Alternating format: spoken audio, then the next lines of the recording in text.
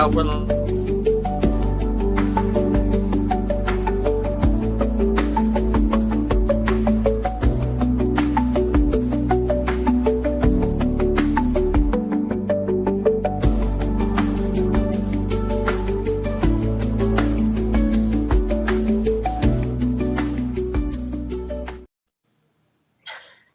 Welcome back, everybody. Welcome back to Somebody's Cousins live.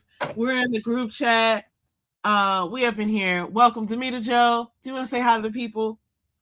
What's going on? Can you hear me? Yes, I can hear you. Okay, good. Welcome.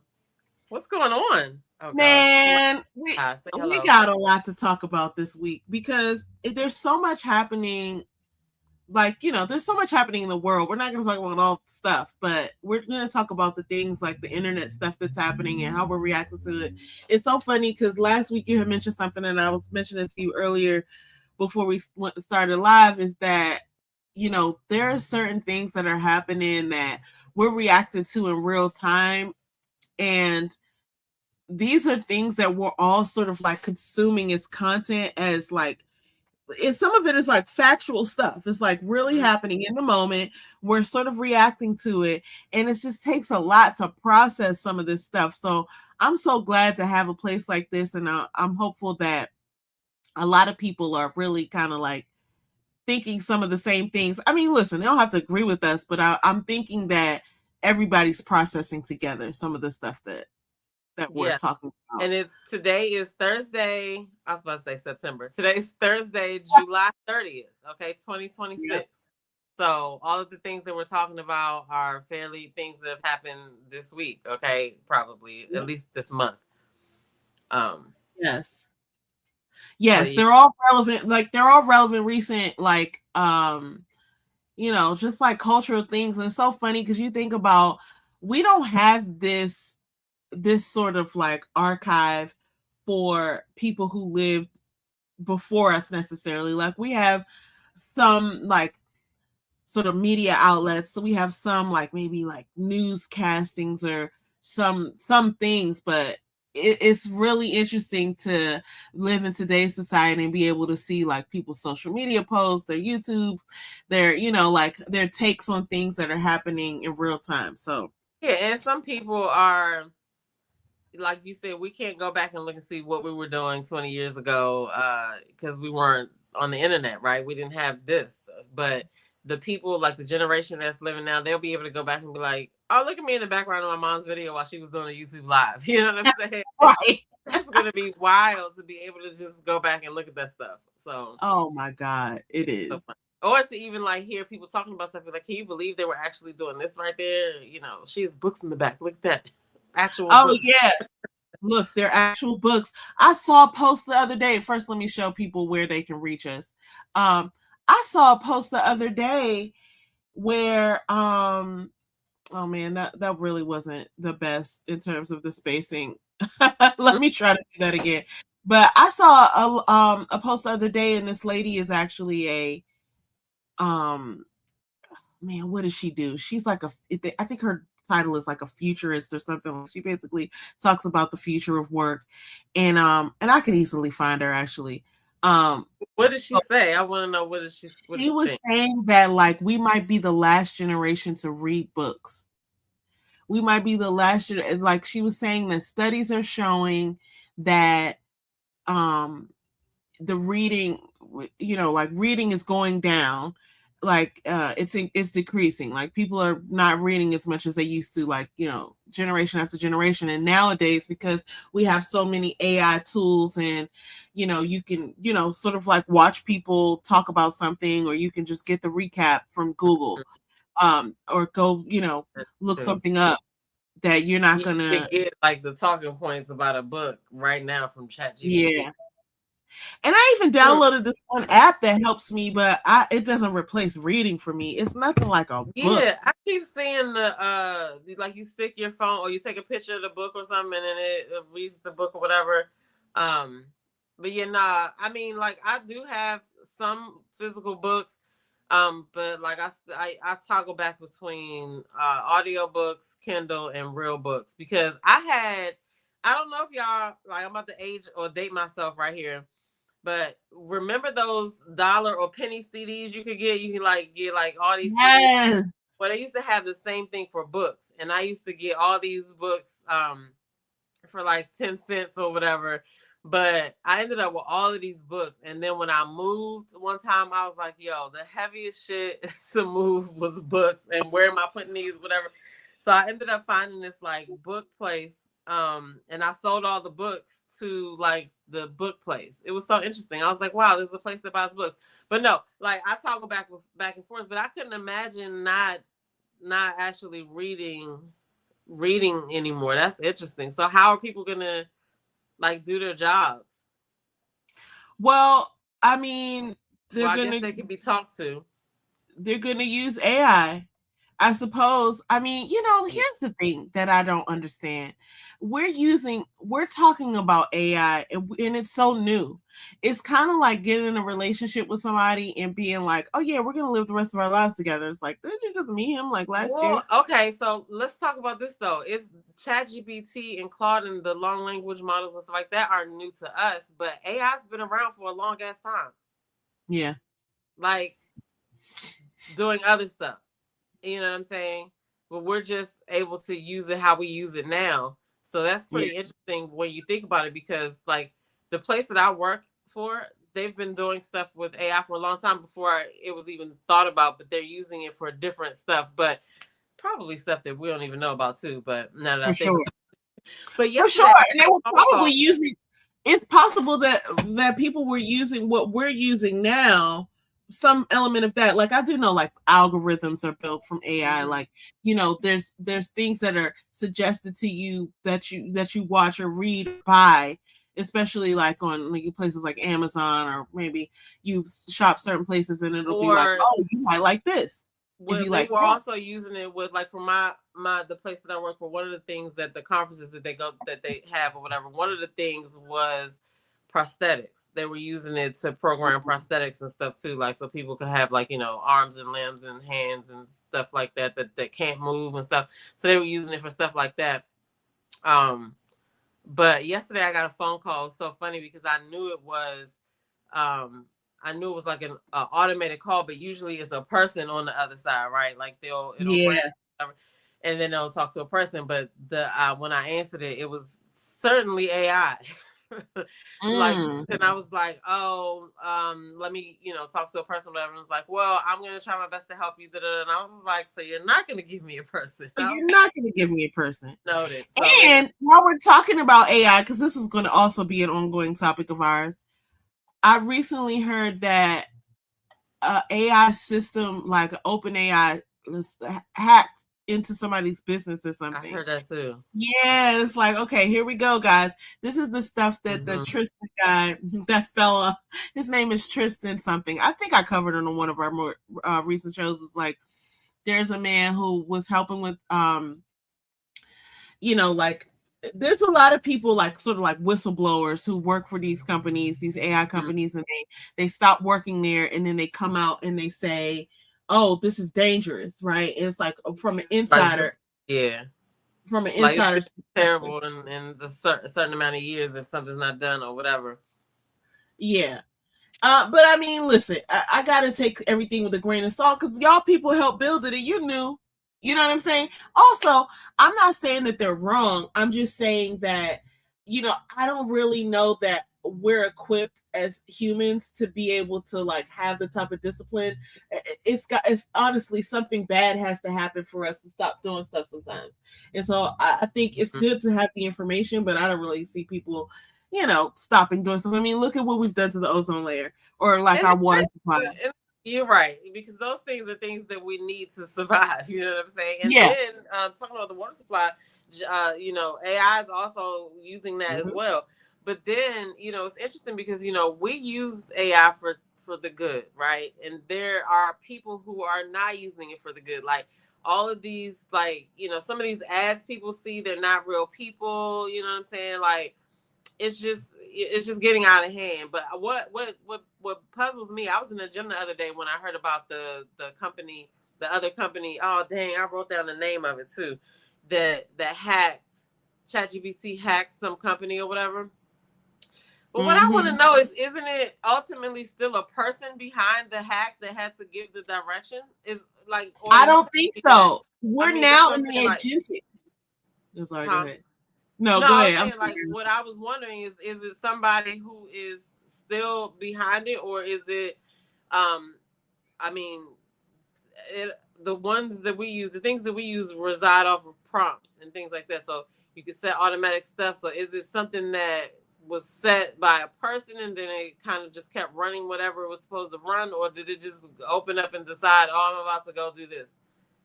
I'm looking it up right now, and it's saying that what was the name of it? Was it OpenAI's autonomous AI? So then we're talking about an agent, an AI agent, and then we can get into this because this is exactly to do something. It was an AI model. It broke out of a sandbox testing environment and breached a company called Hugging Face Systems. Hugging Face, that's what it was. So it's really interesting because it's an AI agent system. So now, when you tell an agent, and this is one of the points that we talked about a few weeks ago, you let an agent like handle your email, like, hey, get in my email and respond back to all my colleagues and tell them whatever they need to know based on whatever. There's a couple of things that, and whoa, you know what I'm saying? Number one is, what if they're telling them things that you wouldn't say, right? Like, oh, don't talk to Jill about that because she just had a nasty divorce, right? So don't make jokes about this, but don't make fat jokes to John because he's sensitive. Like, they don't know none of that stuff. They might tell your business. They might tell stuff that confidential even. And then the other thing to me is like, it now changes our like legal system and trust environments where it's like, husbands will be telling their wives like, that wasn't me, that was AI that texted that lady. That was a running theme in Streamer University. People were getting caught doing stuff and they would be like, oh no, it wasn't me, it was AI. I mean, but that's kind of realistic now because like I've seen videos where people have, I mean, we were using that one app to do stuff or whatever, like to do funny videos, right? But I've seen a realistic video of somebody committing a crime that didn't really commit the crime. It was just in the movie. Or, it's just so many different risks that are at play. But that also makes me think about the plagiarism aspect of it because one of the things that I had saved in the folder was this teacher. And I always wondered, like, how could they tell? Like, they would have to be creative to be able to try to tell if a student like plagiarized something, right? Like copied and pasted, whatever. And so, and then the other thing is for me, I'm gonna get back to that part because for me, when I'm looking up stuff, I'm not the answer that I get. I'm not taking that at face value. I'm questioning. I'm looking. That's not what I said. I wanted to say this.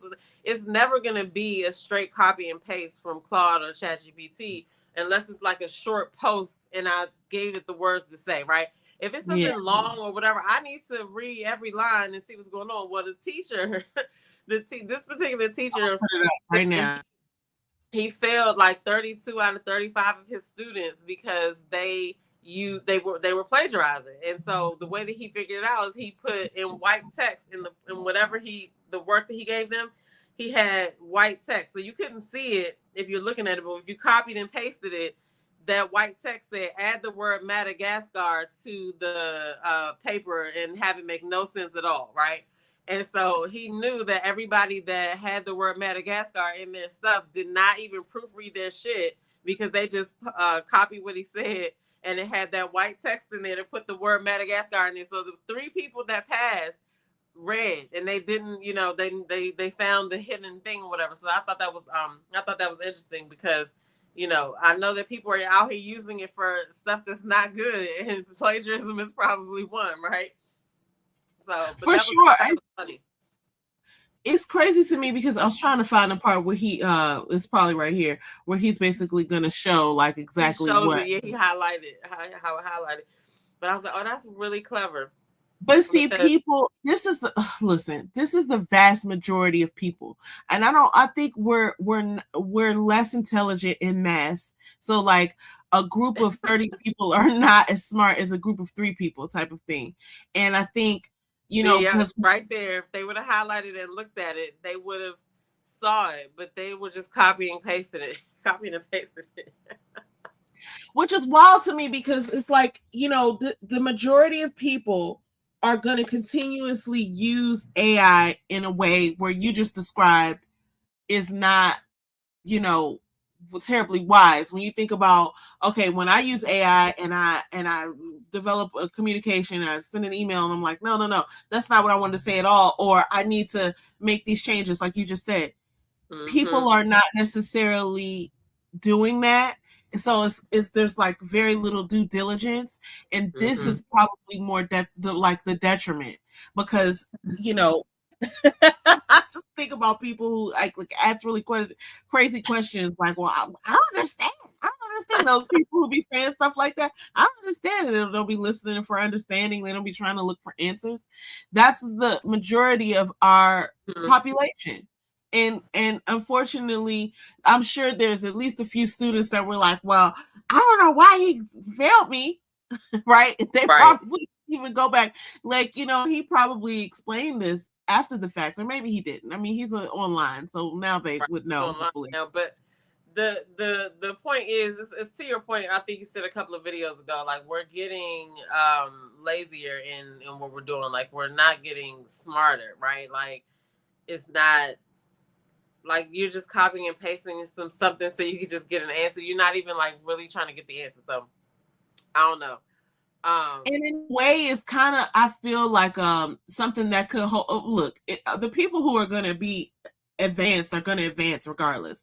But in some ways, it feels like it holds people back like a generation or so, because it's like we're just using AI to talk to each other's AI.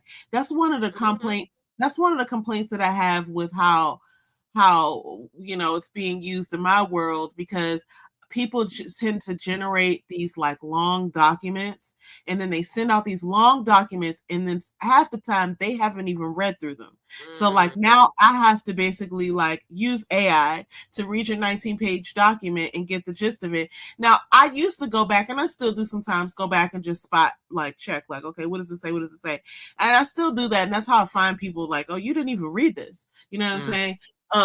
But for the most part, it's like if we're just AIing people, like, you know, now it's a verb, you know what I'm saying? You just word salading me. You're just documenting me. Like you're just using AI to develop long documents, and then I'm going to respond to your long document with an AI generated long document. See, and neither of us really communicating. It's like a real. But you know what? That's crazy, because it depends on what your job is, that is to how you would try to use this, right? Like some people can use it to come up with different strategies to do something, or different, you know, ways to fix a problem. But then people who are writing these papers, like, what are they thinking? That I don't know. That's kind of wild to me, because it's like, you want me to believe that you sat here and wrote this 19-page document? Which is crazy. Like some people, you know, it's shout out to all the people who are out there still, you know, sort of like against that, and they're like really writing stuff. But I feel like you couldn't really write something, but a 19-page document. It's ridiculous, especially in the age of AI, when you could actually use AI to make your point in less than 19 pages. Absolutely. You know what I'm saying? Like, how about that? You know what I'm saying? Why don't you give me a nice chart, a nice pie chart, and some bullet points that I can really absorb and you know, achieve an understanding based on like, okay, I mean, like, you know, let's just really get creative here, and like, okay, if you have the 15 minutes or however long it takes to create some 19-page document, you could actually think about the top or the few people in the meeting and what they need to get out of it, and tailor it to them. So it's like, hey, everybody has this, everybody, you know, like find your name in the document, and that's what I tailor to you, because I think that's what you're interested in. We could be using this in much better ways than creating long documents. You know, it's wild. Like you said, you could do it, and you could figure out how to do it in less, but you're actually using AI. You could actually use AI to help you with a better prompt. You know what I'm saying? Exactly. Yeah, and that's one thing that I've been doing recently, is I've been asking AI more so for like, hey, I want to find this, instead of coming up with my own prompt. And I've just been like, help me with the prompt to get this. And I'll even use them against each other, but I'll check them over. So I use like ChatGPT, Claude, and Gemini, and I'll put the same prompt in each of them. What I get. And I mean, that's a way to keep from getting some of these people are getting like scammed by AI. I don't want to say scammed, but tricked or whatever. Anyway, on that note, I do want to say that I want to go here with it. It's funny how we have these. We've come a long way, my sister and I. We have actually started a number of ventures and learned from each of them. And over the past, I want to say like 20 years, we've just been, reinventing ourselves, learning along the way, reading books, sharing information. And now that we're at this stage in our lives and we're not even in our later years, because Carl Jung, who is a psychologist who, I want to say he's a psychiatrist, but who did some amazing work in that field, basically said that everything before 40 is practice, and you really don't start living until you're 40. And one of the other topics we're going to get into is that Oprah and Keke, and Oprah said that she wouldn't go back to 30, but she would go back to 44. I was like, yes, that's indeed. That's so old. But anyway, so I brought that up because I'm getting ready to share something now that is interesting, because it's really about towards taking art seriously, but it's real to me. It really is about more than just art. It's about sharing your value and your gifts.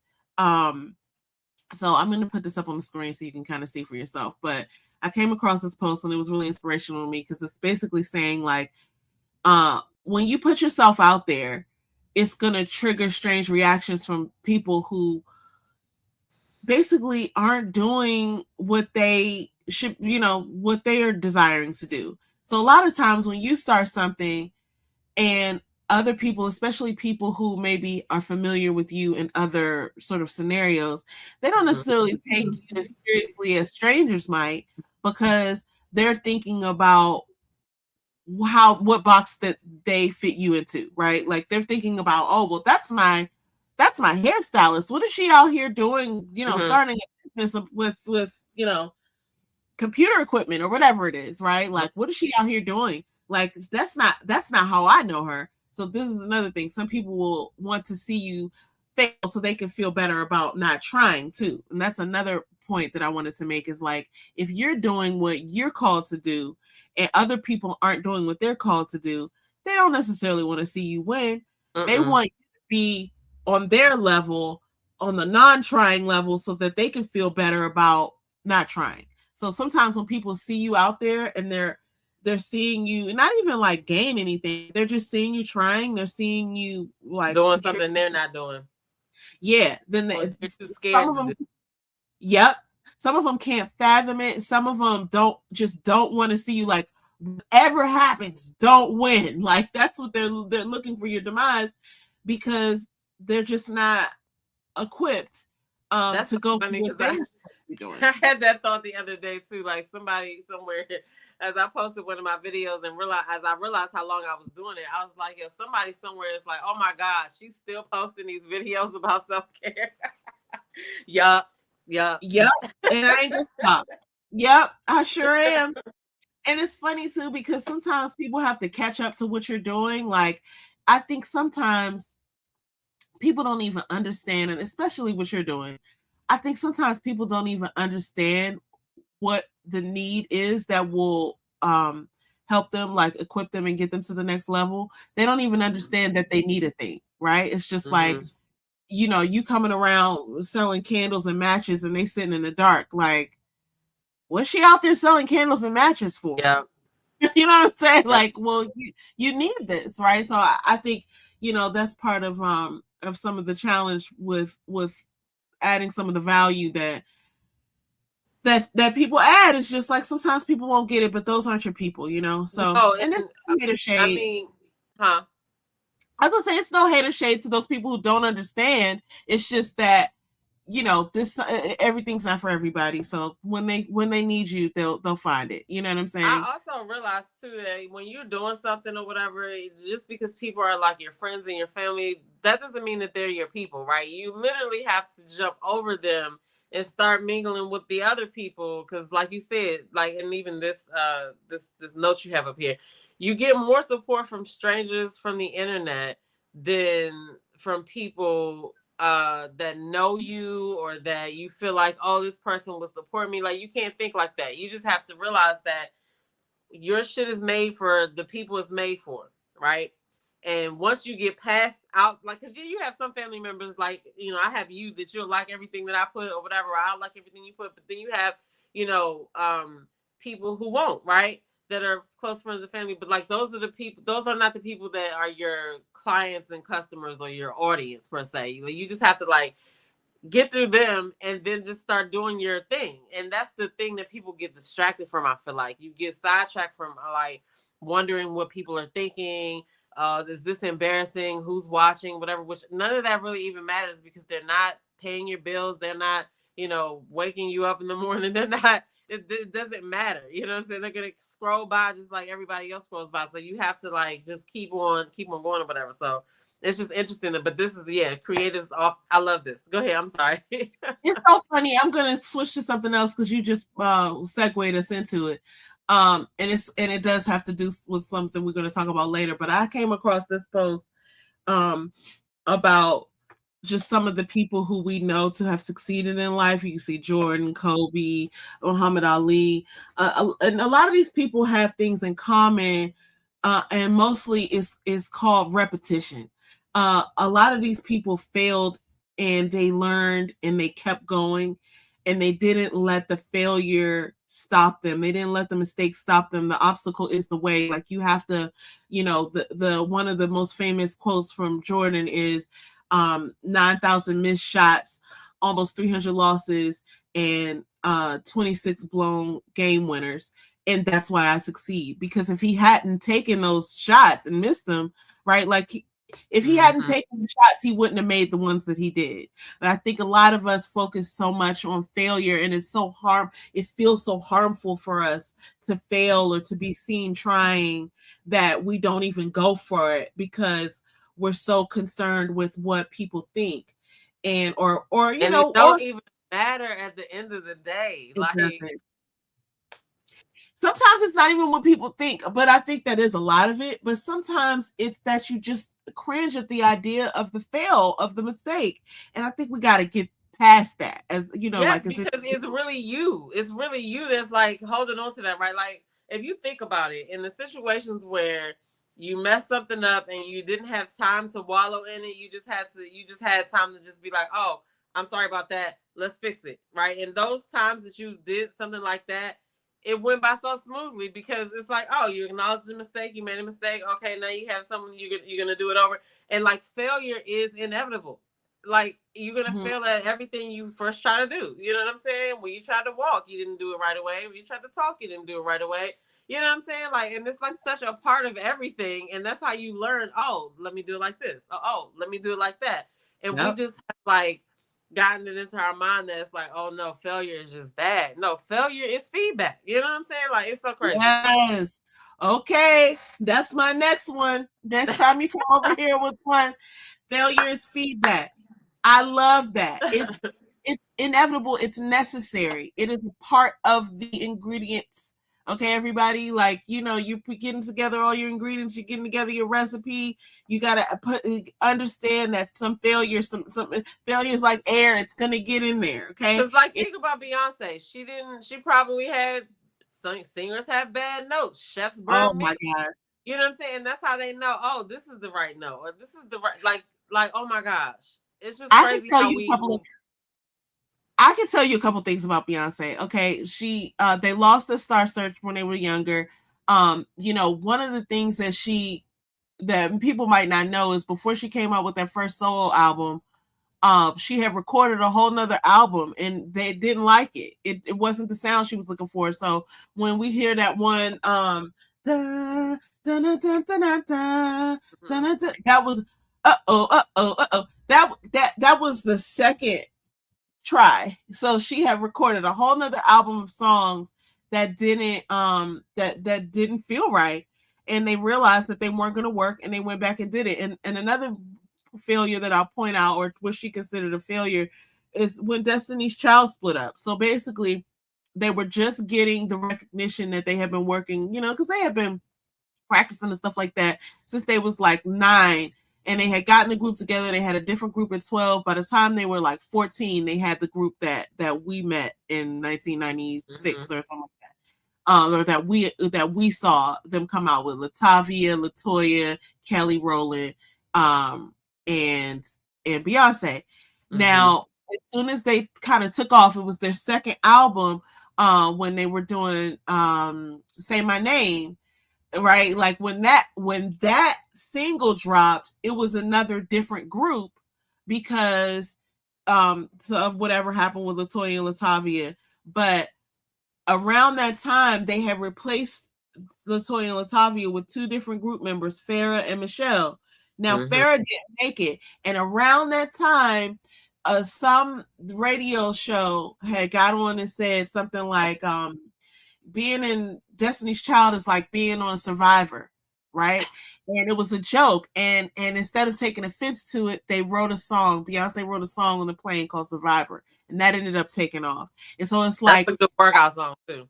Hello. They had considered themselves, they cried over that. They thought that before they had replaced the group members that they might not make it, and then having to get rid of the other girl too.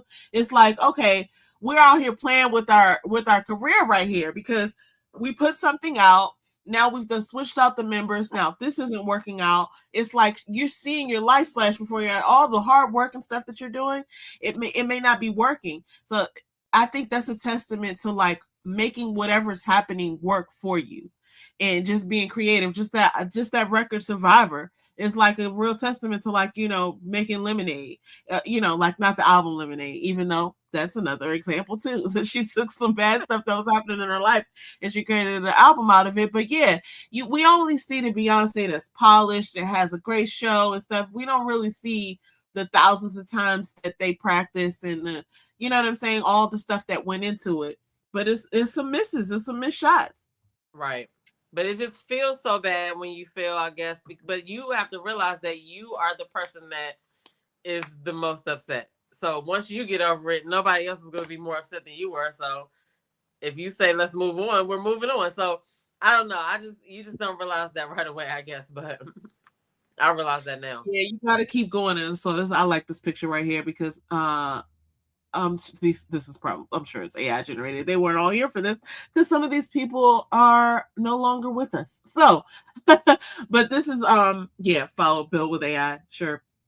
But anyway, yeah, I think it's a really interesting thing to think about. These people didn't just show up and win; they had to fight for it. They had to have a bunch of misses and a bunch of times. Yeah, that's the only way that you're going to succeed. Like, it doesn't just happen like that. And then for those people who do sort of like step right out into winning, you don't see them keep the win because they're not prepared. They're not prepared for all the things that come with the success. So anyway, speaking of people not being prepared for what comes to success, I don't know if that's a good segue or not, but I've been seeing these clips about this group of young people. Look, when I say young people, I be sounding so old, but here we are. I think we talked about this a little bit last time because I was talking about Riley Burris, Candy's daughter. But as I've seen more and more clips of this show, Next Gen NYC, as I've seen more and more of these clips surface, I realized there's more people on here that I didn't even realize who they were, right? And I'm like, oh, okay. So you got Dame Dash's daughter. You got, I want to say that's Melania, but I'm not really sure. No, I think that's Gia. I don't know. It's one of the Teresa from Real Housewives of New Jersey's kids right here. You got this young lady right here who I did not even notice who she was at first, but this is Kim Zolciak's daughter. Okay, see, I only know who. I only know Candy from. I'm sorry, I only knew Riley. So you got to tell me who everybody is. So this is Kim Zolciak's daughter. This is Teresa Giudice's daughter right here. This is obviously Candy. This is Dame Dash's daughter. And I don't know who some of these other people are, but I think it'll be interesting to like really. I'm gonna have to find out. I've been seeing it when I go and look at other stuff. I'm gonna have to add that to my watch list. It's funny because then we were talking about how reality TV has sort of evolved over the years, and like what we expect from TV having morphed and evolved as well. When we first started watching reality TV in I want to say the mid 90s, we would watch Road Rules and Real World. At that point, it was new. It wasn't something that was like heavily adopted everywhere on all the networks, and it was a whole different ball game.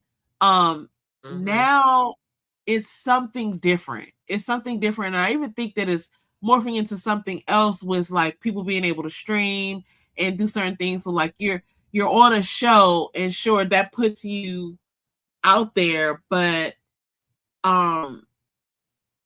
I don't know. I mean, now it's far more different because, like, take Love Island for instance. Love Island, when you go on there, when they go on there, when they come off of that show, they have brand deals. They're signed to talent companies and stuff like that right out the gate. So the exposure of them living on that island for the 6 week. Well, the UK is different because the UK started this. The UK has far more episodes for some reason than the US episodes, and it's a different vibe too. It's like the US, especially this season, focused on they were kissing everybody, but in the UK they weren't doing it like that.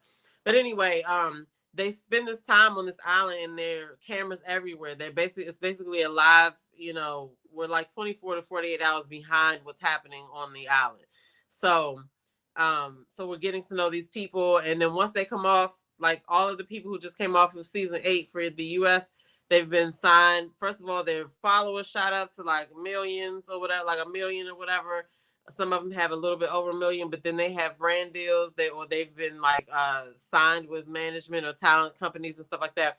Like it's just really a different day. Like the exposure will get, and then some of them will probably be on other shows. You know what I'm saying? Yeah. So that's kind of how it is going now, especially. And like, okay, so one of the guys that was on there, he's like 22 years old, but he actually, and it's funny how things cross, right? I just finished watching Streamer U a couple of weeks ago, and I saw a whole bunch of different streamers. One of the big streamers there ended up having one of the guys from Love Island on his show because he's trying to get into streaming. And I'm like, well, yeah, he should be streaming now. He filmed on Love Island, which is basically cameras everywhere for 6 weeks, 6 to 8 weeks. So yeah, you might as well start streaming. You know what I'm saying? You already are comfortable in front of the camera. So it's really interesting. And like for our generation, it's like we didn't have stuff like that. So we're like learning about it and like, seeing, how it's going. But like for their generation, this is all they know is digital computers, and it's just they've always been on camera. Like if they're 23 and under, they've always been on camera. You know what I'm saying? Like they've always been pictures of them or video of them or whatever. It's so crazy.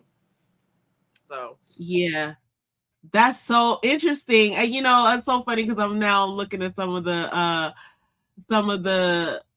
video of like when they were younger and stuff. She's been on TV basically already. You know what I'm saying? Remember? Yeah, since she can remember. Before she even probably realized what she would even be doing. Now she can refer back to that. Like, look at me back then. Like they almost don't even need to have resumes, right? It's all online. You can look me up. Yep. Google me. Google my parents. Right. So yeah, this is interesting. And then I mean the stuff too that makes this the stuff that makes it to reality TV these days, I sometimes question, because the next thing that I want to talk about is this Married at First Sight. Now I saw something. Now don't get me wrong, you're the expert here because I'm not claiming to know everything about this, but this guy on Married at First Sight, and let me bring this clip up. This whole exchange right here, it's something really that seems really toxic to me about an idea of being, you know what I'm saying, like in a relationship like this. So, like in this scene, she's basically, they're exploring that, like, okay, he's not as attracted to her as she, I guess, is attracted to him. but like you just married somebody at first. Like, what are you expecting? So, it's so funny because I am reviewing this show, right? And by the way, you can find me on Reality and Beyond TV for reality talk. But I'm reviewing this show. Well, yeah, I'm reviewing this show.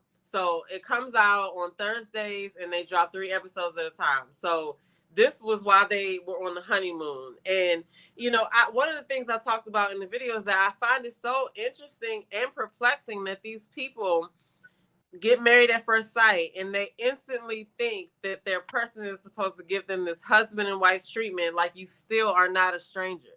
Like, I gotta get to know you. Like, I don't even know if our perception or definition of marriage is the same yet. I just know that you are here like I'm here. And I think that they all assume that, oh, I wanted to get married for this, so this person probably wants to get married for the same thing. Like, you're still like, think about all the people that you dated that didn't work out. You know what I'm saying? This is like one of those people. This could be one of those people. You know what I'm saying? You're a stranger. You don't know if y'all gonna click. The experts, yes, they match them based off of your history and stuff, but that is one of the most perplexing things for me. It's like, how can you're at this point, they were like 6 or 7 days in, so it's like, what do you really want from me right now? We have to still continue to get to know each other, right? So to add some more context to it, they were on a honeymoon, and when they first met, I really thought that they both liked each other. Now they have a little trauma, both of them. His mom left him, his stepmom left as well, and her dad, she didn't meet her dad till she was 20, and when she met him, he wanted to get a paternity test, and they just didn't really have a good connection or whatever. So they bonding over that, right? The fact that he's insecure because he's never really had a woman like genuinely show true love for him, because his mom left and his stepmother left, which to me points to the dad. Okay, that's the dad's fault. They wanted to get the fuck away from the dad, who's a fucking okay. Calm down, Demeter. He's an asshole. Okay, let's just put it like that. And what are you doing? Okay, his father, when they met his father at the wedding, his father really told like some embarrassing stories about him, and just like, is this your dad or what? Like, she even had to be like, hey, not too much of my husband. You know what I'm saying? But so he's grown up in an environment where he's not feeling like it's safe to give all his feelings, right? So he really do like her, I think. But this conversation was weird because he's the one that brought up that question, which I feel like it was a wild ass question to ask. Like, why are we even talking about this? And then they broke it down to percentage or whatever. So she pulled back. And so then fast forward, he has realized that she pulled back. And now he's, showing her affection, kissing her forehead, kissing her hands or whatever. And he said he noticed the pullback. But they do have group sessions in Married at First Sight, which is I like. They've changed the format. And it already came out or whatever. And they called him out about it, right? And so they told him it was a horrible question. He shouldn't have even asked that. And now he has to they have to put in the work to connect. So, so yeah, it is really interesting. It was wild for him to say that. And then I thought in this scene in particular, I was like, production wanted us to be sure that we were sure about the fact that he's wearing fingernail polish. So yeah, I saw that too. Mm-hmm. But yeah, like his dad reminds me of Sharon's father. Did you meet him? Did you ever meet him? Yeah, Sharon's father. Yeah, I remember him. He used to make shrimp. Huh? And he used to make that shrimp. I don't know why I remember the shrimp he made that time. It was like overcooked. But anyway.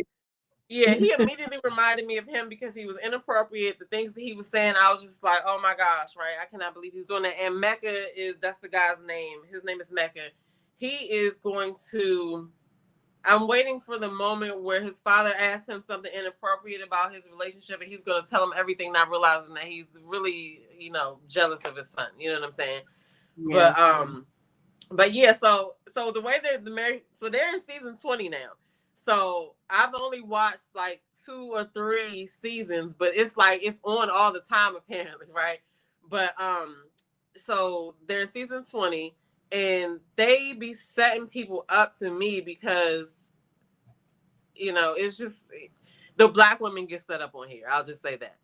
But yeah, they're not the highlight of this. I really think that they're actually going to do okay, but they're trauma bonding, so they may or may not make it. But what they do is, so they come in, they meet the person at first sight, right? They marry them at first sight, and then they go on a honeymoon, and then after the honeymoon, they move in for like 4 weeks or something like that, and then they have to go to get married, and they still have to go down the aisle again to say yes, right? So somebody could run, the shit cannot work, anything can happen in this 6 to 8 weeks that they're doing this or whatever. So far right now, they're like 2 weeks in, according to what they're saying on the latest episodes. And they've had like the honeymoon. They've had two couples get-togethers. And in the couples get-togethers, they actually are talking about their relationships. And some people are like, just explaining how bad it is or explaining how good it is. So it's really interesting. But again, I think people are over...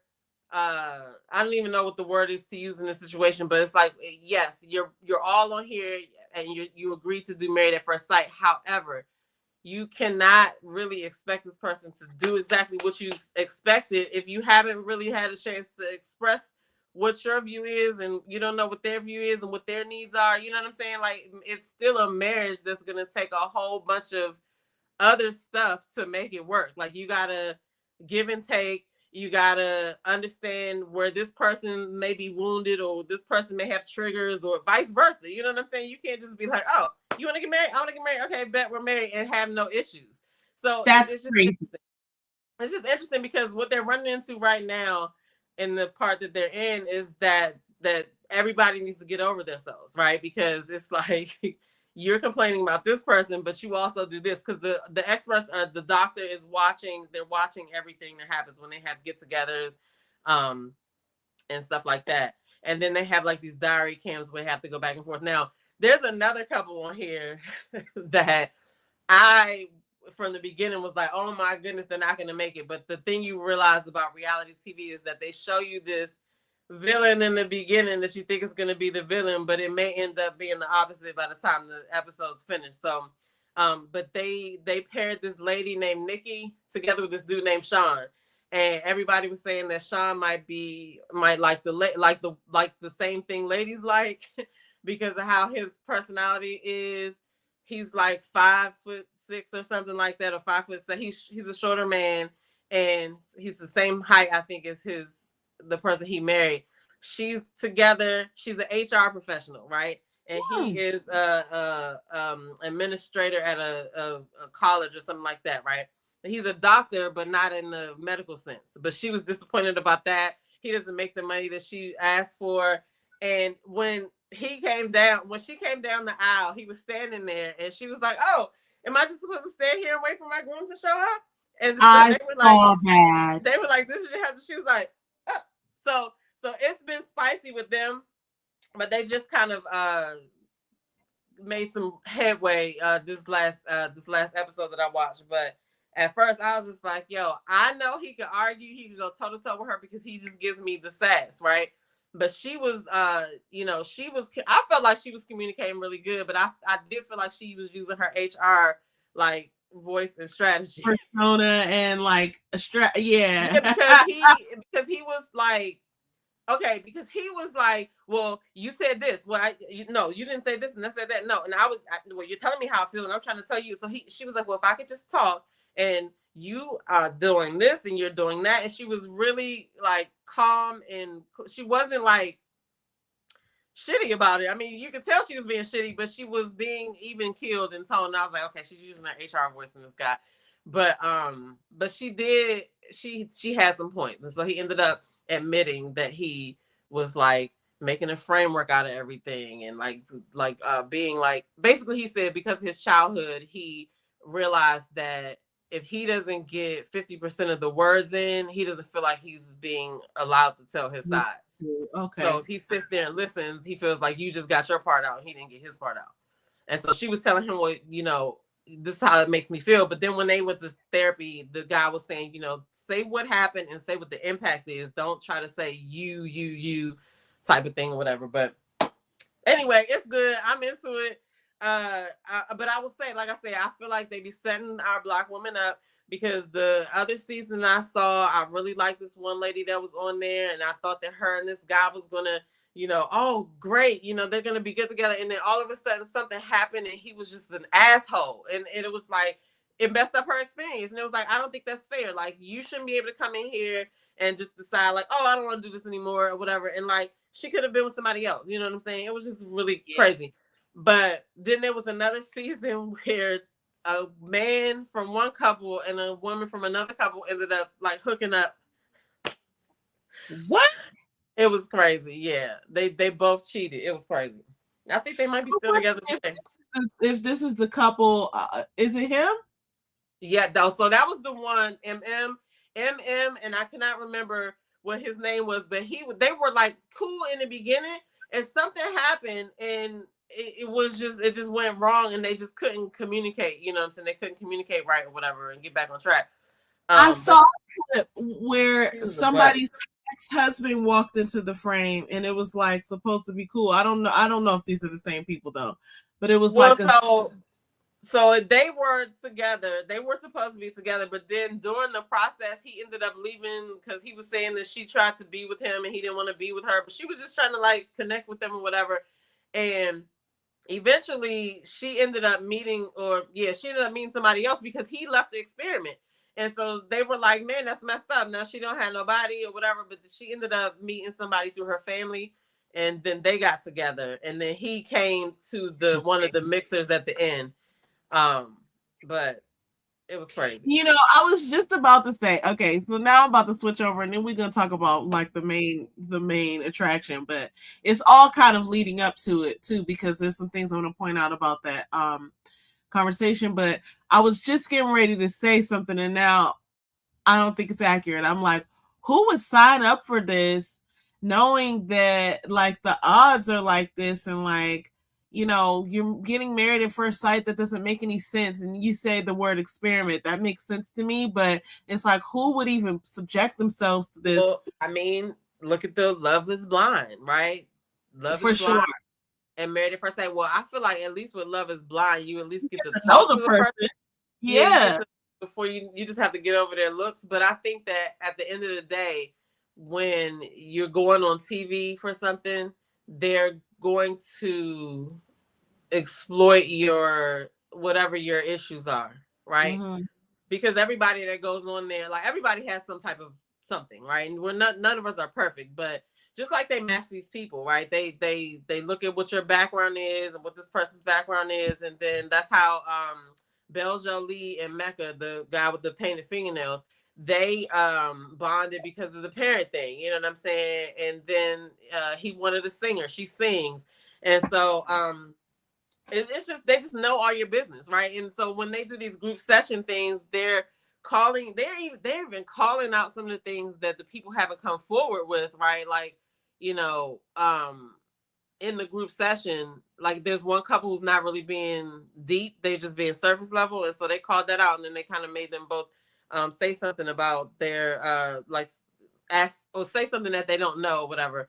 But my point is, there's so many different interviews that they have to have, that they know so much about you that when they're putting together these storylines, they know what your triggers are, they know what kind of people will probably trigger you, and it could not even just be in the couple that you're in. It could just be like having this couple here and this type of person, you know what I'm saying? Because in the group sessions, like the other couples can chime in and say stuff, and it's just like, yeah, I'm okay with the doctor saying something, but like, who are you? You're Married at First Sight too. But so the thing that I was thinking of is like, I get that it's sort of like an experiment or whatever, but I'm looking at this other thing that I'm about to segue into, and it's like, well, these people are no better off having picked their own person. So now I'm thinking about, okay, y'all, Blueface. Because whatever they were doing, it didn't work. So for sure, and like,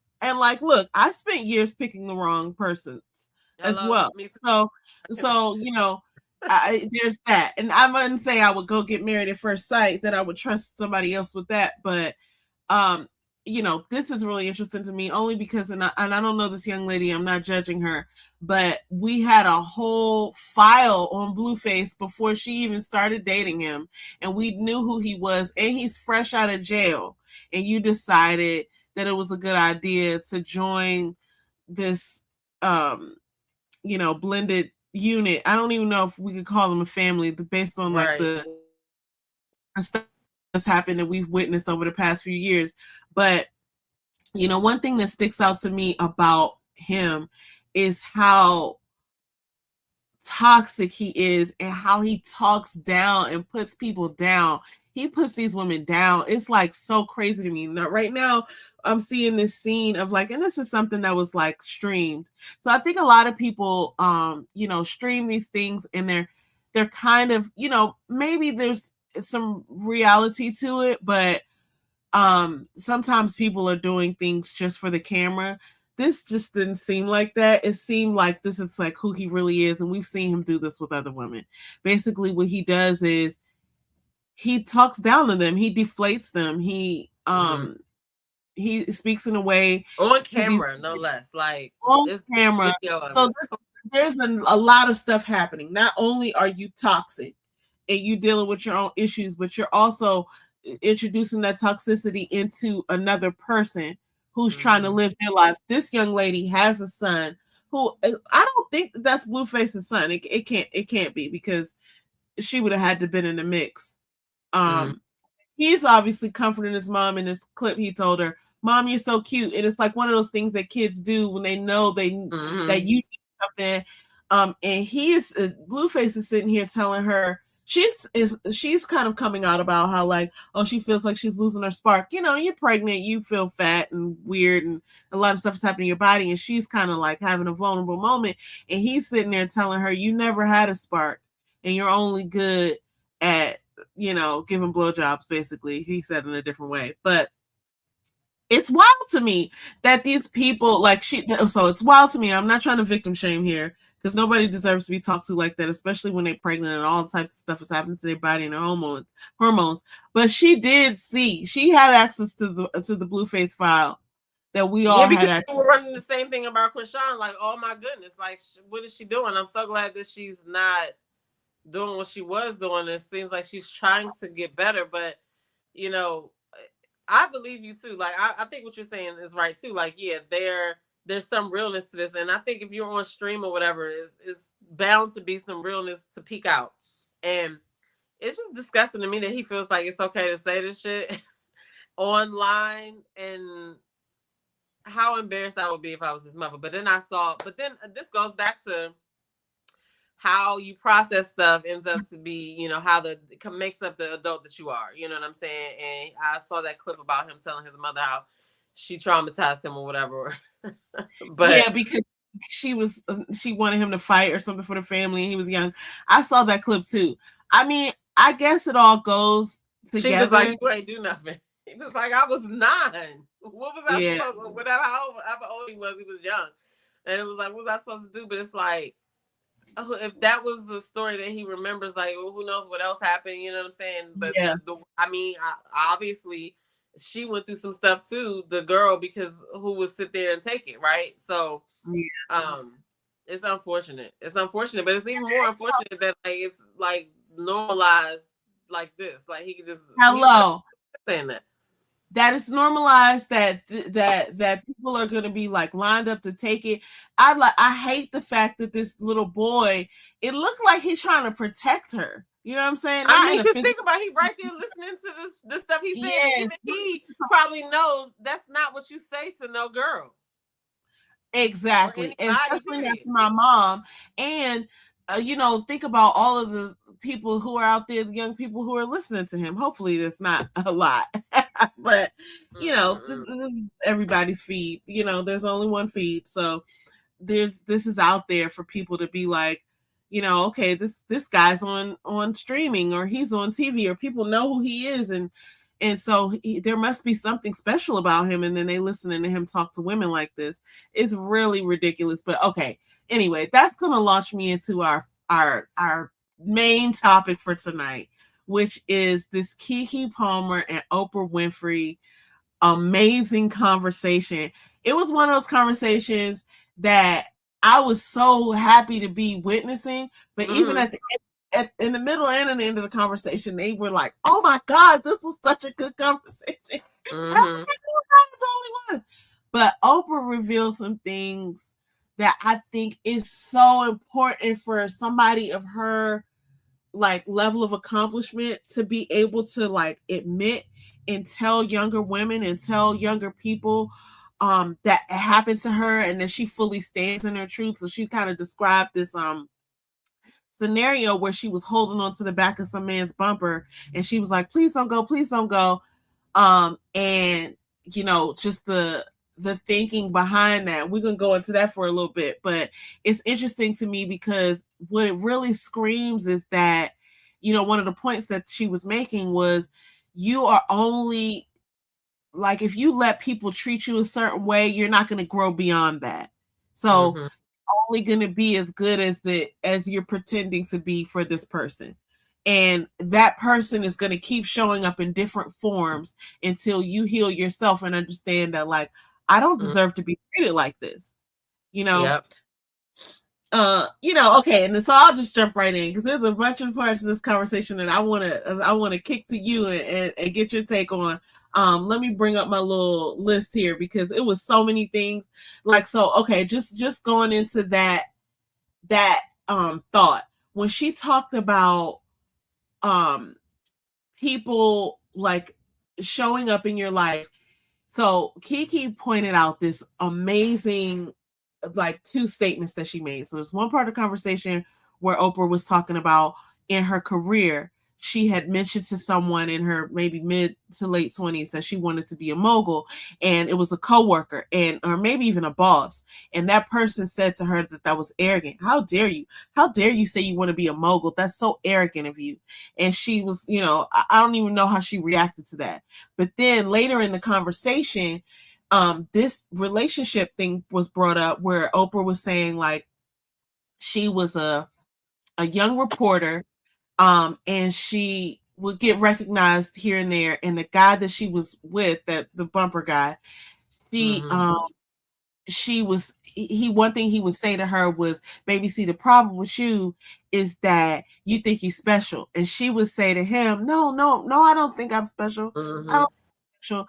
And Keke pointed out something so amazing. She said, that is interesting that those two things sort of connect, right? It may not have happened at the same time in her life, but what Keke pointed out is that on the one hand, you're telling somebody for their comfort that you don't think you're special, but you did think you were special. You knew you were special, and you had the desire to become a mogul. But here you are in a scenario of a relationship trying to make this other person feel more than or what have you, and you're telling them that, oh no, I don't think I'm special, but you actually, she said, it's dangerous.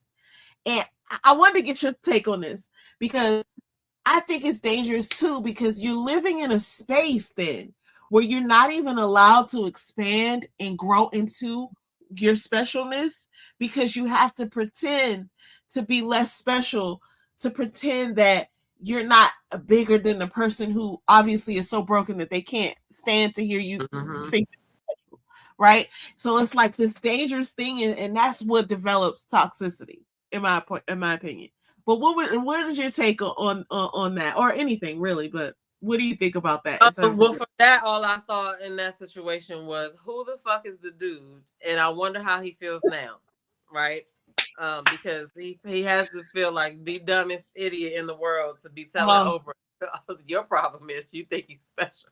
You're special. I can't believe that's what I was thinking on that. But the whole interview was good to me. I did like the fact that you know, they like she showed her Keela and the Bee. Well, she showed when she went on Oprah's show at the end. I thought that was cool, whatever, because it's like that's full circle, like I don't know what. But the main thing that I thought was good was that she talked about the value of intention, the power of intention. And when they were talking about like just being authentically you with your personality, your gifts, your talents, and align yourself with God. Like and with God. Like, I thought that whole thing was good. And then she said there was a part where she was like, she watched people go to church and they would be praying, and then go home and worry. And she was like, that was crazy to her. And I was like, yeah, that is crazy because you're not supposed to be worrying like that or whatever. So, then she went on to the Be Grateful. I just thought the whole interview was just really good. Like I'm actually going to watch it again because I'm sure there's something else that I can glean from it. Oh, and I like the part where she talked about everybody did think her and Gail. I was going to call her Robin for some reason. But yeah, everybody did think that they were together. They thought they were together, but it was interesting that she said Maya Angelou told them not to address it. And then she was like, Gail just saying now she'll address it. She don't care about it. She'll talk about it or whatever. But yeah, the whole interview was good. Somebody had posted a video or a meme saying that they dressed like each other, like Oprah dressed like Keke and Keke dressed like Oprah. Oh, that's so funny. Oh, that's hilarious. And I wonder if that was like, not intentional like in that way, but like, I know if I was getting ready to interview Oprah, I would want to look nice. And then Oprah might have thought to herself, oh, I'm going to meet Keke. You know what I'm saying? Like, be real That's cool. gotta be like interesting for her too, to have interviewed her as a child and then to have her come all this way and interview again. So she's gonna go on her podcast too. So I can't wait. Yes. Be a good interview. I cannot wait to see that. I got to go back and touch on something you said because that really, I feel like it was one of those moments for me. I guess you would call it an aha moment. The Oprah used to say aha moments, but like it really changed my thinking when they talked about the alignment of your purpose and your talents. It's like the thinking that I think that's one thing that there's a couple things that I feel like that I got out of that interview that really like healed me. And I wasn't like broken or whatever, but it fused some things together in me that are like, oh, I knew this and I knew that, but now we'll put it together. And one of the things was knowing your purpose and using your talent and aligning it with your purpose and seeing what comes of it. So one of the things that I sort of suffer from is that I want to have everything figured out before I start something. Or like similar, like close to the front end of me starting something. And it just doesn't work like that. Like you're just going to be, thinking so hard, so long that you won't ever get to the point of starting. Meanwhile, if you start and learn along the way, then you have something, some momentum and some lessons to like fuse back into the in your own words, you have a body of work to tweak because I always go back to the iPhone. Look at the iPhone. So you know what I found out that was interesting? What is her name? Tyler went out on a date with Casanat the other day. They went to Disney World. Was that a date? Well, they went to Disney World, right? So I called it a date, but I thought they were just hanging out. Well, she said that they were just friends. It was a running joke, like, "Oh, we just friends, though." But she asked about his ex-girlfriend, and he told her that he is somebody that she likes or whatever. But anyway, what I noticed on that is he asked her what kind of phone she had, and she said an iPhone 5. Oh, I said, oh, okay, Tyler, because what that just tells me is that, and I'm about to get back on point, but it's just like, you don't need to run out here and get the newest phone all the time. If that shit's still working, keep using it. The iPhone 5 was crazy to me. That is crazy to me. I'm gonna tell you why, because like, what kind of Wi-Fi she got? Like, okay, so my thing is this. I had tried to look. This is a different situation because a long time ago, maybe close to like 8 years ago, I had cracked my phone, like my work phone, because I always have like two phones. I have my personal phone and my work phone. I had cracked my phone and I was like, oh, I have this BlackBerry. Let me just use this BlackBerry as my phone. And they were like, oh, no. Like the person I contacted at Verizon or whatever our service was at the time, it was like, they were like, oh, sweetheart. Like, we can't do that. And basically the reason was like, that only has like Generation 3 Wi-Fi or something. It was only 3G or something. It was 3G and like we're up to like 5G now, I think. But it was like we can't I do thought that was interesting. I was like, iPhone 5. But why is she doing that? The reason why I brought it up though was because the iPhone is like, if they would have waited until it was perfect, we would have never gotten to the version we have now. Yeah. So they had to put out the first thing and then get the feedback and put it out again and get the and that's what I realized that we miss. And everything that we do, it is just like that. It's what, because you can only live in today, right? You can't go back and do yesterday over, and you can't pre-do tomorrow and the next day. You can only do whatever you got to do today. So everything really is about generating something and then going back to keep making it better. If you look at, I mean, everything that we do is like that. You know what I'm saying? So go. Sorry. No. You go. No, this is what I was gonna say about one of the things that Oprah ended up saying towards the end there was like, because Keke was like, how did you know like what to focus on in order to scale your business? And Oprah was like, oh no. There wasn't any of that. I was looking to find answers for myself. So she's like, everything that people got out of she was like, she had taken offense at one point in her career to like people calling her a brand. She's like, I'm a person. But really the way she was looking at it is like, I'm bringing all this to the table. This is me. This is my curiosity. This is my intention that I'm bringing, that I want to learn people's stories and understand about healing and becoming what everything that you can be. So we're, those of us who are viewing might be looking at it as a brand because we're like, oh, you got the Oprah Winfrey magazine, you got the this, you got this, you got all this stuff, and you got this big show and this big name and this big, brand. And she's not looking at it like that because she's looking at it like, I'm bringing myself, my curiosity, my power, my focus, my attention to a thing, and I'm nurturing it every day. And she was talking about how she was in her bag in her 40s because she really knew how to focus, and she had gotten her team to the point where they understood where she was coming from. Like, if I'm not curious about this, and we don't have an intent behind it that's going to help people grow, then that's a problem, right? I know you guys can hear this. I'm just gonna have to go on mute real quick. Yeah, I think this is so great because, like I said, the value of intention. They also talked about the power of God. I like the fact that they showed Keke's first appearance on the Oprah Winfrey Show. She was 12 years old. Okay, that was so crazy, and she had done Akilah and the Bee, which was such a great movie, by the way. You know what I'm saying? Like, she's such a star. I'm gonna have to go back and watch that too. I'll be doing that too.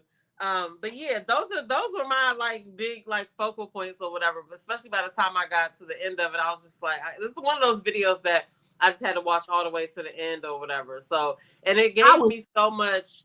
What did you say? Like healing, or I don't know. It gave me something to be like. It was nourishing. It was refreshing. It was refreshing, nourishing. It hit parts of me like in ways that I was like, oh my God, I never thought about it like that before. Two other things that I just want to mention.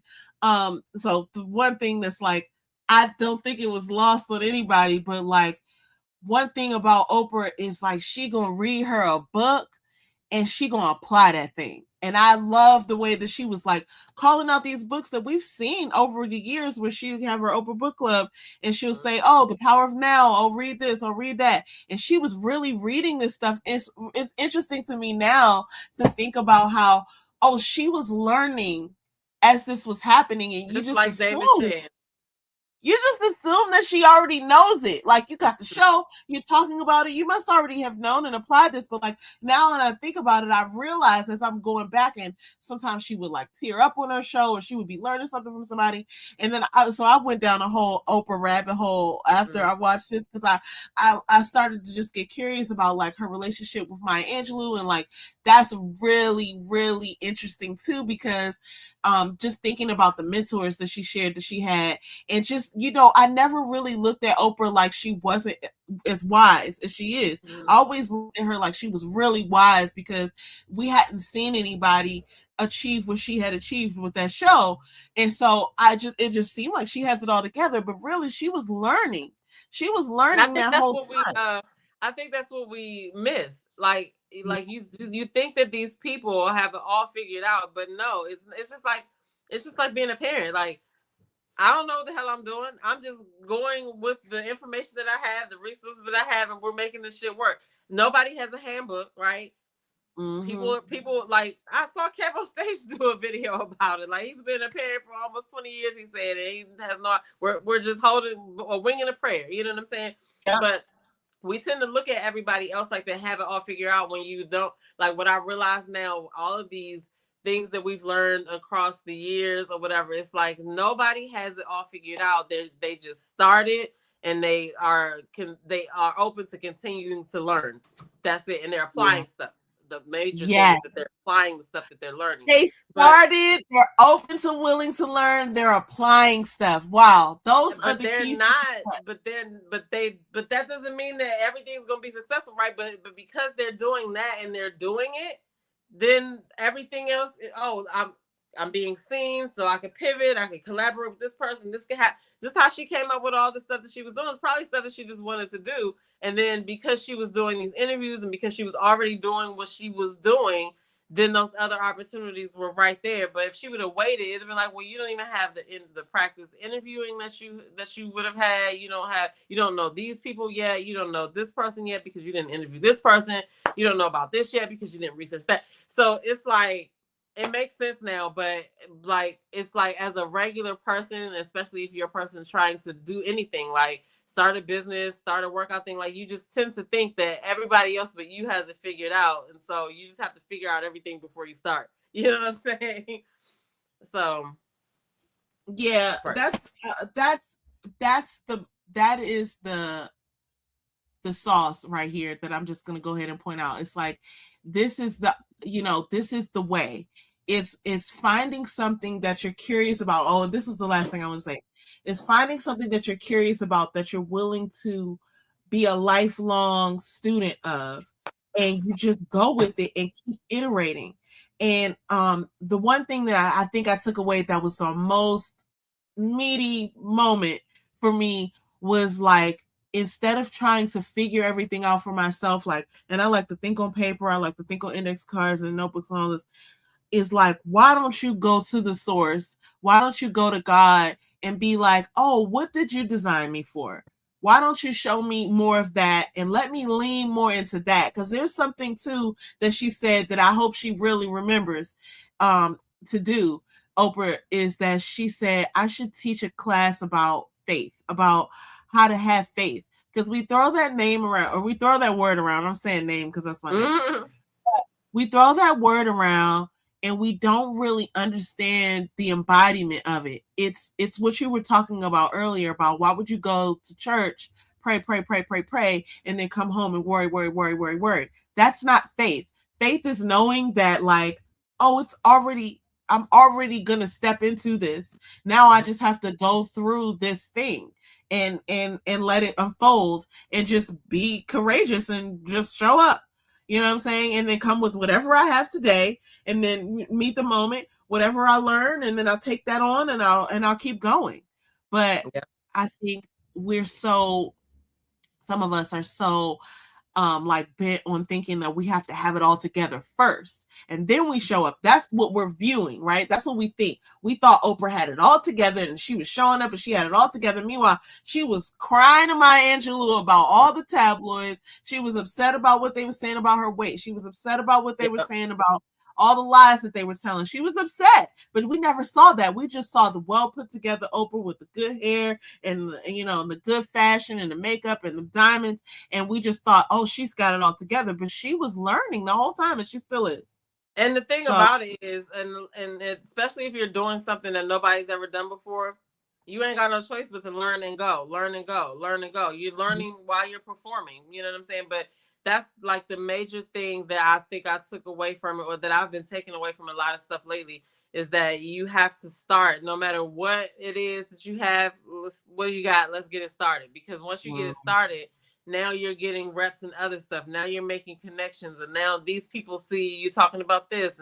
But if you never did it, you know what I'm saying? That next level might be having to do with you getting out a certain number of episodes, or going to the gym a few times, or and then you meet somebody that, oh, you have an accountability, or whatever the case may be, right?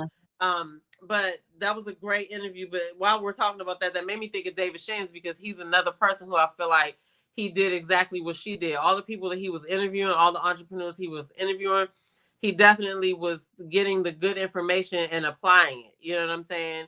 So I thought that was good. So, and speaking of them, David and Donnie have a new podcast called The Exit Interview, where it's called David. The new channel is called David and Donnie, but they're both interviewing people. And it's no rhyme or reason, right? Like, he might interview a woman, and he might interview a man. She might interview a woman. She might interview a man. But and sometimes I think one they did together. But basically, they're interviewing successful entrepreneurs in Atlanta right now. But it's only in Atlanta right now, but it's gonna grow. But they're like, you're successful in your business, but why are you single? And these episodes are so good. And it's kind of along the lines of when you were talking about how we've done so much stuff in our lives over the last 20 years that brought us to the point where we can, talk freely about stuff and know how to, research things for our shows or whatever. It's like that knowledge that we gained from the things that we were doing brought us to this, right? Well, you could tell that the things that they were doing beforehand has led. They're such good interviewers. The questions that they ask and stuff like that, So I think it's a really good podcast. So it's not about business, right? It's about, why are you single? And the questions, like I'm saying, they get down to it. And if people try to be like, Donnie actually told a girl that you can't bullshit me. You know what I'm saying? But but it's very interesting. It's very good. It's very good. But that Oprah thing made me think about them because of how they just started. You know what I'm saying? And that's basically, and they're being themselves, right? They're being authentically themselves. And I think that's the major key with Keke, with everybody, like even Oprah. So sorry. Anyway, I think tried to pull up that I was trying to pull up their channel, but then it started playing. You probably heard it. Yeah, so because they're interviewing. Well, so far I've watched most of them, but she does it. I think she does it live on Instagram, but then they upload it to YouTube, because I actually caught her interviewing Ace from tonight's conversation. Ace Metaphor from tonight's conversation. She was interviewing him, and I saw that live on Instagram. And then I haven't seen it come out on the channel yet or whatever. So, and so I noticed she'd be reading some comments sometimes of people. But it was so good. It was so good. It was so good. And to your point, like, we saw them, we basically saw them start that podcast. Like, David was doing it at first, and then he brought Donnie on as a permanent host or like co-host, and they just have the best conversational chemistry, and they poke fun at each other, and it's so fun to watch them, and they bring their expertise. They're learning as they go, and they've already said that. But it's funny to me because they're great pivoters. Like, they try things. They're not afraid to try things. They're trying, something new now. And I love it. I love this for them. I'm looking at this. You're so right. Like, just let me interject on that real quick. Because when we started watching them, it was David first. You're right. And then Donnie came. They did not like Donnie. I like Donnie off the break. But a lot of people didn't like Donnie. Like, who's she? Why is she here? Blah, blah, blah. But it worked out. And then they had the Brain Picker podcast that they started. He was doing the Hot Seat podcast. Yeah. They did he was doing the morning meetup. She was doing Actionable CEO. Now they've joined, and it's the circle. It's the Social Proof Circle now. And they're doing it together. So, like, again, people that you think, like, you see them now, you would think that they have all figured out. And yeah, they have more figured out than they did 5 years ago, but they started, and that's how they got right here. And it's just like staying into whatever you're doing until you get it. It's the same thing with the workout. Like, you might start off and be like, working out, and it's like, oh my God, I don't see no change, and it's hard to go to the gym, whatever. But as you keep going, you start, things start to happen as a result of the consistency. So, oh my God. Anyway, I can go on. For sure. No, I'm totally with you. I just recently started my walking again, and it's so funny how, like, the hardest part is getting out the door. Once I get, like, to the corner and halfway up the street, I'll be like, yeah, I'm gonna go. And my whole purpose is to, like, get a mile in. So in the last week, I've done 3 walks, and I want to get to 5. So I know, like, I didn't do one today, but I know tomorrow for sure I'm going to do one. And it's like this feeling. It's like it's not as hard as you think it is. It's in your mind, but like once I get, and I would say halfway, but I would actually I was gonna say halfway, but I would say it happens way before that. It happens like right in the beginning of my walk where I'm like, yeah, I want to do this. I'm already thinking like I want to do this again tomorrow. And it's like you ain't and even got to. Honestly, sometimes it's not gonna feel like that. You know what I'm saying? Because the motivation comes after you do the action. After you get home, you be like, bet. What else can I do? Or like, you know what I'm saying? Because that's what happens or whatever. And it's like most people quit before that even happens. It's like when I go to I've been going to the gym because I started going back to the gym to use the treadmill because I wanted to do it on the incline. And so I've been doing that, but I've just been going and I started doing my other stuff there too. But it's like, okay, I'll get on there and I'll be like, oh my God, am I really going to walk for 30 minutes, like up a hill or whatever? But then I stop thinking like that. I find something to watch or whatever. Like, I was curious, what should you listen to? What should you listen to when you walk? It depends. It depends on what's happening. Like first, when I started, it was back doing, when I first got the membership again, it was when Streaming University was on. So I was looking at that while I was in there. So I'll just have my phone like right there, you know, looking at it or whatever. And so then sometimes I listen to a podcast. Today I think I listen to a podcast or whatever, or maybe I'll be like listening to my book. It all depends. But I forgot my AirPods one day. And shout out to them because the playlist that they had was all right. You know what I'm saying? I was just blown that I couldn't like use my phone, but it wasn't bad. But like the point I was trying to make is that it's not gonna be, oh, I want to do this every day, but I focus on how I'm gonna feel afterwards. I'd be like, you know what, we did it last time. That actually set the bar. You can't say you never did it, and we're gonna do this again, and we're gonna feel good afterwards. I've never regretted a workout. You know what I'm saying? Regret a workout, yep.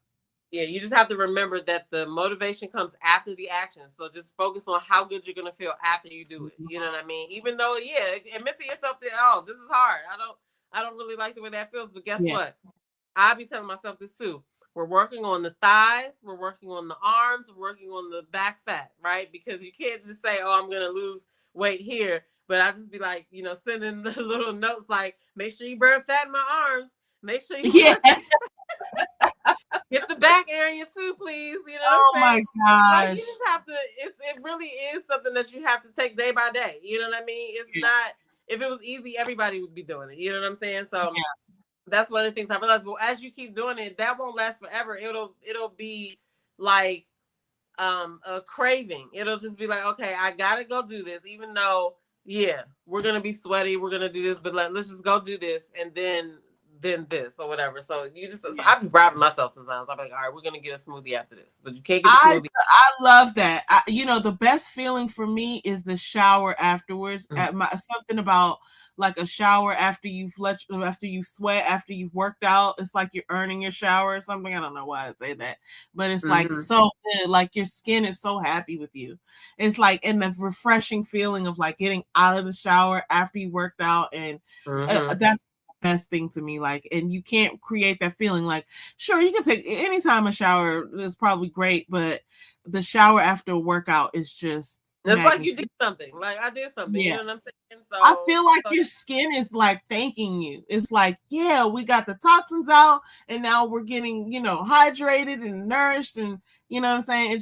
It's just bomb. So anyway, I'm on a mission. So I saw your the picture you sent of your route, like it highlighted your route. I was like, I know that's right. Yeah, my goal is, and I'm starting out small, so and I don't care what people think. That's the thing about because guess what? Results. I don't really care. You could do a 5 to 10 minute walk daily and still see results. The results are little small things that you chain together. It's kind of like brushing your teeth. Imagine if you didn't brush your teeth for 20 days, right? Yeah. You're doing a little bit at a time every day so that you can get that result. And that's the same thing what you're doing is doing. Like, so don't feel bad about any amount of time. No, but my personal threshold though, especially because I have a nice scenery here. It's like I want a mile, right? Like that's the minimum. Like and it's only going to take me about 20 minutes because the pace that I walk, it takes me 20 minutes. That's right. But it's also really fun to like look around at all the trees and the, and the pretty houses and things just like that. Outside to get some vitamin D. Oh my God. It's just like, so it's nice. And then the way that I go is like I switch it up sometimes, but I know about how much ground I have to cover, and my neighborhood is perfectly set up to where I can get my mile and get back in 20 minutes. But it's like, it's just like fun for me. And it's like, okay, as long as I get my mile in, at some point I'll probably progress up to like 2 miles, maybe 3 miles at some point. But right now I'm just like, okay, get your little 20-minute mile in. And last week I actually did one out of anger because I was just like irritated with some stuff that was happening. I was supposed to be off that day, but I kept working, and I was like, oh, people just keep asking me for stuff. And I had to, like, I ended up running a report. And I was like, this is supposed to be a day off.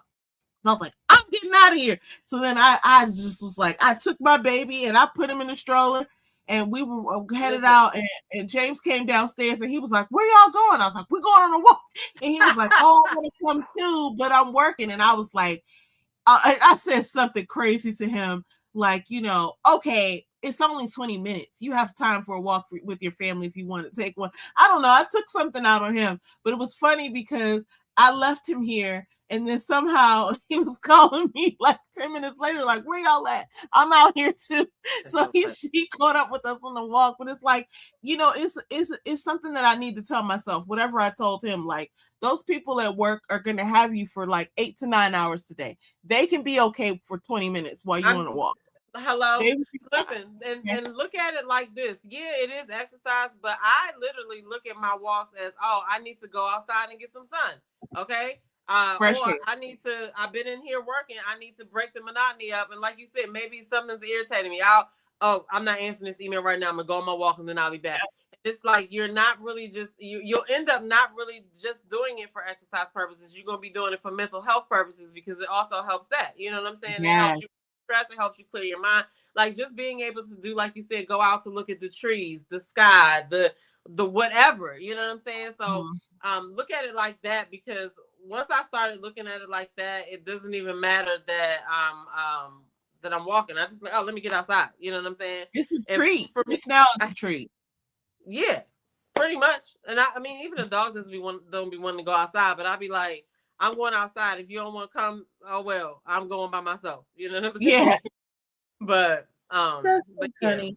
Anyway, I've talked your head off long enough for that. No, this is great. Listen, this is one of the best things about this show that we do, y'all, is that at the end of the day, I get to hang out with my sister. We just be talking anyway. So look, this is another great show. I want to tell y'all again where to find us. I'm about to put it right here in the on the screen. I done put this in here like 50 times, and I don't even, it wasn't showing up for me. But anyway, you have to kind of like look at it, because Reality TV and Beyond, and then Yes, I'm a Unicorn are two different things, but I put it in there crazy. But we are also somebody's cousins, and so I'm gonna put that up here too, because might be your cousin.